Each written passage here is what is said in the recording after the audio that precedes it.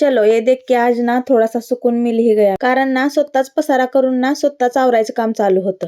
हे बघून ना खरंच मला आश्चर्य वाटत होतं आणि कौतुकही तेवढंच वाटत होतं. आणि हे बघून ना खरंच मी म्हणलं चला एकतरी फायदा झाला मुलं असण्याचा. मस्करी करते काय, नाहीतर तुम्हाला वाटेल खरंच का काय बोलते, तसं तुम्ही लय गैरसमज करून घेताय. बरं ते असो, सकाळी ना भाजीवाली आली होती, तिच्याकडून ना हिरवे वाटाणे घेतले होते. अहो तेच मटार, हा तेच. कसं समजत नाही तुम्हाला? असं मी तुम्हाला म्हणणार नाही काय कधीच, कारण मलाच डबल डबल बोलायची सवय आहे, ती मी मान्य करते. आणि हे ना मला असेच खायला लय आवडतात, म्हणजे भाजी न करता. मी भाजीसाठीच घेतले होते, पण त्याच्यातले अर्धे ना असेच खाऊन टाकले.